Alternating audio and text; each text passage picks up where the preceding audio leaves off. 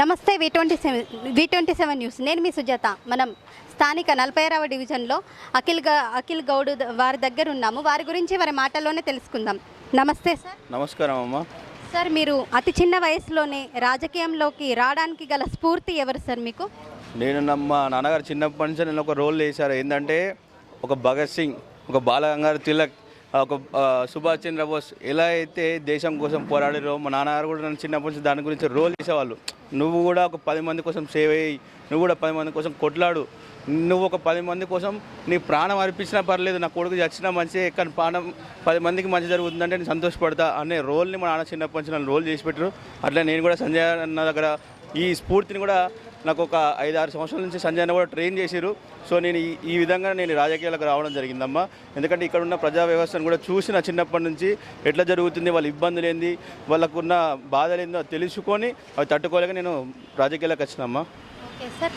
Sir, మీరు గెలిచినాక మీ division ప్రజలకు ముఖ్యంగా చేయవలసిన 3 కార్యక్రమాలు ఏంటి? ఏం పనులు చేస్తారు? ముఖ్యంగా యువతకు మీరు ఏం పనులు చెప్పాలనుకుంటారు? ఏం పనులు చేస్తారు వాళ్ళ కోసం మీరు యువత కోసం ఖచ్చితంగా వాళ్ళకి ఎడ్యుకేషన్కి సంబంధించిన ఏదైనా కూడా నేను ఫస్ట్ ప్రియారిటీ ఎడ్యుకేషన్. వాళ్ళకు ఏ విధంగా సరే, నా పర్సనల్గా అయినా సరే నేను డబ్బులు పెట్టుకొని వాళ్ళ కోసం నేను కష్టపడతా అమ్మ. అట్లనే మా కాలనీకి సంబంధించి ఎక్కడ కూడా ఎలాంటి ఇబ్బందులు కాకుండా సీసీ కెమెరాలు పెట్టిస్తా.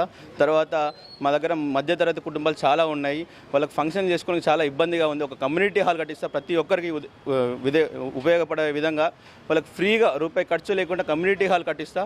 దాని తర్వాత కూడా వాళ్ళకి ఎలాంటి సమస్యలను అందుబాటులో ఉండి 24 గంటలు సర్వీస్ చేసుకుంటూ అందుబాటులో ఉండి ఎవరికి ఏ సమస్యలు వచ్చినా కూడా అందుబాటులో ఉంటా, సర్వీస్ చేస్తా. సార్, ఇప్పుడు మీరు క్యాన్వసింగ్కి వెళ్తున్నారు కదా, ప్రజలు మీకు ఏమేం ప్రాబ్లమ్స్ గురించి చెప్తున్నారు సార్? ఇప్పటివరకు ప్రజలకి చాలా ఇబ్బందులు ఉన్నాయి, కానీ చెప్పుకోలేకపోయారు. ఎందుకంటే ఎవరు కూడా వాళ్ళ ఇల్లు కట్టుకున్నా, వాళ్ళు మోర్లు వేసుకున్న చాలా ఇబ్బందులు, వాళ్ళు నల్లలు పెట్టుకున్న ఏదినికైనా దోపిడీ అవన్నీ కూడా ప్రజలు తట్టుకోలేకపోతారు.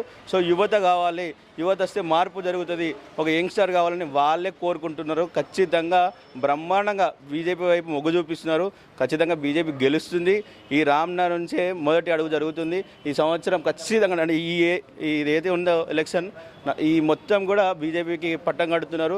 పక్కా కూడా బీజేపీ మేయర్ పీఠం కొడుతుంది కూడా. సార్, మీరు ఇప్పుడు మీ డివిజన్ ప్రజలకు ఏం చెప్పాలనుకుంటున్నారు సార్ మీ తరపున? అందరూ కూడా ధర్మం వైపు నిల్చోండి. మీ సింధూరాలు కాపాడుకోవాలంటే మాలాంటి యువకుల్ని ఎంకరేజ్ చేయండి. మీకు మేమున్నాం, కొట్లాడడానికి, పోరాడడానికి, ధర్మాన్ని రక్షించడానికే మేము వస్తున్నాం. మీ అభివృద్ధి కూడా మోడీ గారి వల్లనే జరుగుతుంది.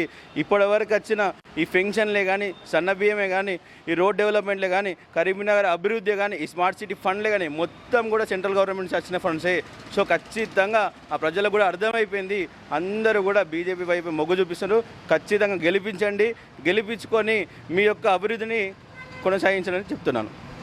జై బీజేపీ, జై బీజేపీ, జై బీజేపీ, జై బీజేపీ, జై గారి నాయకత్వం, అఖిల్ గారి నాయకత్వం, కమలం పువ్వుకే జై బీజేపీ, జై బీజేపీ, జై బీజేపీ, జై శ్రీరామ్, నాయకత్వం వర్ధిల్లాలి, సంజయ్ గారి నాయకత్వం వర్ధిల్లాలి, జై శ్రీరామ్, జై శ్రీరామ్, జై శ్రీరామ్, జై శ్రీరామ్. భారత్ మాతా కీ జై, భారత్ మాతా కీ జై, భారత్ మాతా కీ జై, జై శ్రీరామ్, జై శ్రీరామ్, జై శ్రీరామ్, జై శ్రీరామ్, జై శ్రీరామ్, జై శ్రీరామ్.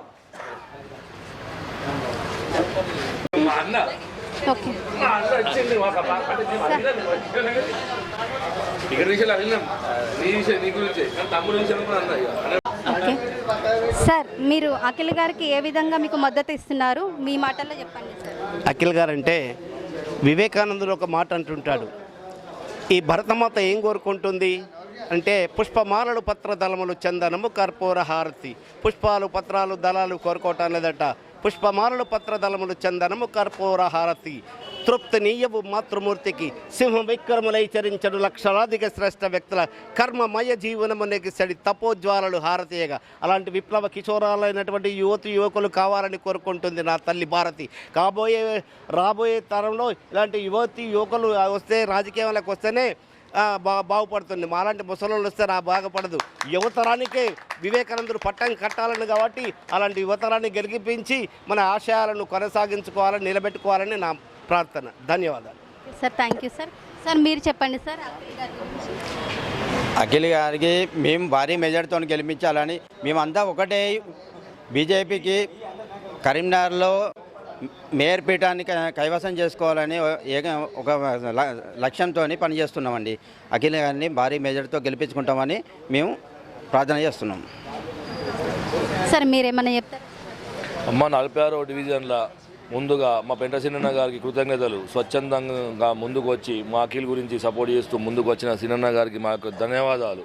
మేము 46 డివిజన్లో మా రక్తాలు ఏర్లై పారినా కూడా 100% బీజేపీ మా అఖిల్ను గెలిపించుకొని మేము ఖచ్చితంగా కార్పొరేషన్లో కూర్చుండబెట్టి మాకు ఏం నిధులు కావాలనో 100% తీసుకొస్తాను మాకు హామీ ఇచ్చిండు మా అఖిల్ 100% గెలిపించుకుంటాం. మేము ధనానికి భయపడేది లేదు. ధర్మం ఒకవైపు ధనం ఒకవైపు నడుస్తున్నది. అయినా కూడా మేము దేనికైనా తెగించి మా అఖిల్ని గెలిపించుకుంటాము. 100% మేము మా సంజయ్ అన్నకు అఖిల్ను గిఫ్ట్గా పంపిస్తున్నాము. Thank you sir. ఓకే, విన్నారు కదా వారి మాటల్లోనే. Signing off V27 news. నేను మీ సుజాత.